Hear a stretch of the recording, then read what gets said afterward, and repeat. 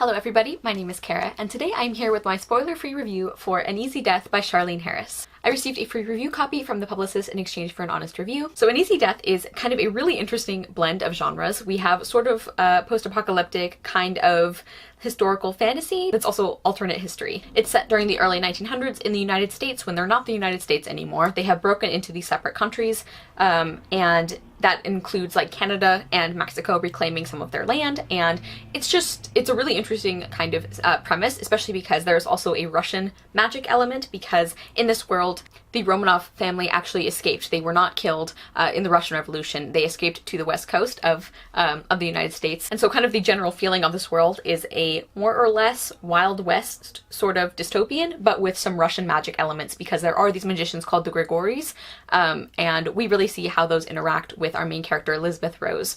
And she is a gunny, which means that her job is to like protect people traveling through these areas, especially if they are trying to escape to a better life, a better country.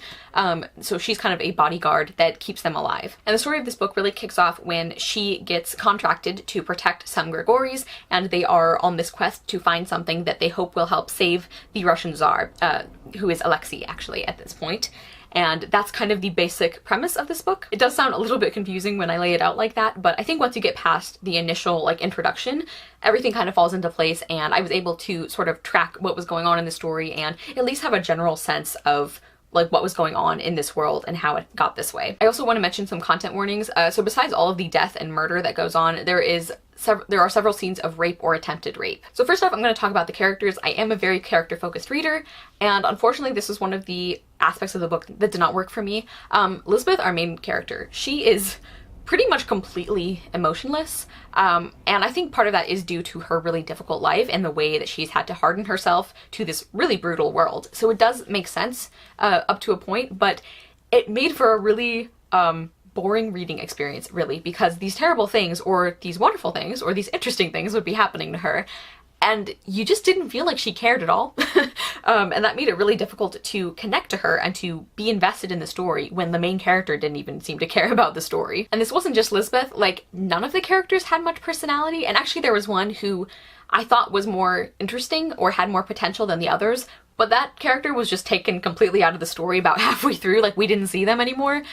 So that was a real bummer. And then there's also like a romance subplot that I just did not care about really at all, and I think that again goes back to the fact that I didn't feel like any of these characters felt like real people, so it really didn't affect me. Like the relationships with each other didn't interest me all that much, aside from that one character who was not important for most of the book. There was kind of this introductory like 50 or 60 pages of the book that served to kind of like set up the world and how bleak it was and kind of Lisbeth's character.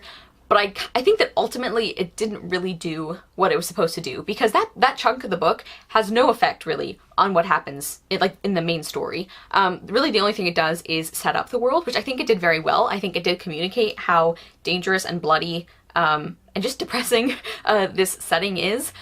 But kind of on the flip side of that, I think it also helped keep me very emotionally distant from what was happening in the story, because it's like, if you introduce us to all these side characters, and this is not a spoiler, it happens like in the very first chapter, if you introduce us to these like slightly interesting side characters and then just kill them all, like I'm probably not going to be very invested in the characters going forward, because I'm like, well, they might just get shot off page, and you know, like, so why should I attach myself to these characters if just at any moment they could be like destroyed, you know? And I think that's a really difficult thing to balance for any book, you know, is having like a real sense of fear and wanting your characters to make it through okay, but also not going so far over the edge that it's like, all right, fine, I just won't care about anything, you know? And as I alluded to earlier, I also think that kind of 50 or 60 pages of the book did not really set up Lisbeth like I think it was supposed to, because again, she has no personality. She has like no emotional reactions to anything. So it really didn't help me connect to her or get a better feeling for her character. After that part, I did kind of understand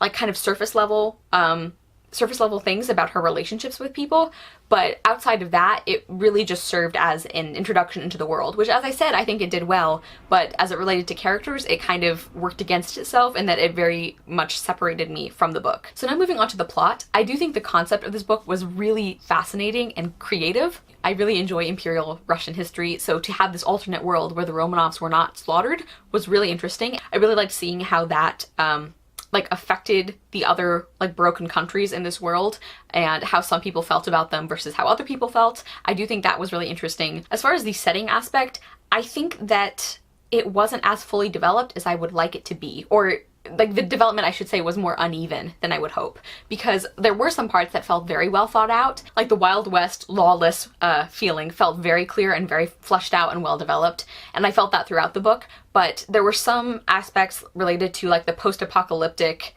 thing that happened.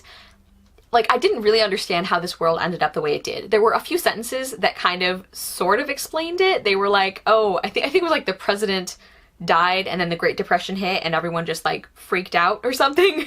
I don't remember the details, and I don't think we really got enough details about how that happened. And like dystopian is not generally my genre, so I didn't necessarily want like pages and pages spent on setting up this world, but it just felt a little surface level to me in some of the ways that these countries were developed. And then for the main storyline of this book, it was extremely repetitive and quite boring for a lot of the book. It was basically an extended car trip / walking trip where Lisbeth and our main characters would just kind of trek from town to town and would shoot people along the way who were also trying to shoot them. Like, it got to the point where they would refer to earlier towns they had been in, they had spent like several days there, and I could not remember which one it was. Like, they all felt very much the same. I think even if you're somebody who really enjoys these kind of road trip stories, I'm not sure you would enjoy this one, because it basically felt like the same journey that was just repeated 5 or 6 times in a row. So with all of these things kind of combined, I was sort of sitting at like a 3-star rating for the book. That's kind of how I was feeling. Like, I liked some aspects, but it wasn't really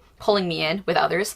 And then the ending happened, and I just feel like so many things about the ending fell flat for me. Like, there were aspects I liked, but a lot of things seemed to be left unresolved, and I think this is the first book in a series, so I guess that should be expected. But even the answers that we got, I felt weren't satisfying. And that kind of goes back to another issue that I didn't talk about with, there's sort of these like mystery elements that are set up near the beginning, and the book goes to great lengths to like not tell you these things until later on. But like, I figured out what they were as soon as they were introduced, and like that wouldn't necessarily have ruined the book for me, but I wasn't loving the characters, I wasn't loving the plot overall, so to have that kind of like dangled in front of me as like, oh, we're not going to tell you what this is until later, it's like, well, if you already know it, then there's really nothing like pulling me back to this book. So who would I recommend this book to? I think that if the premise intrigues you, if you really like dystopian, and if you really like kind of Wild West gun-toting like shootouts, if you're more of a plot-focused reader, you might enjoy this depending on the setting and how you feel about this this premise. But overall, I didn't really enjoy it. I wouldn't recommend it if you have like similar reading taste to me, especially if you're more of a character-focused reader, and I ended up giving An Easy Death 2.75 stars. So let me know if you guys have read this book, what you thought of it in the comments down below. Thank you guys so much for watching. I will see you guys soon with another video, and I hope you love the next book you read. Bye!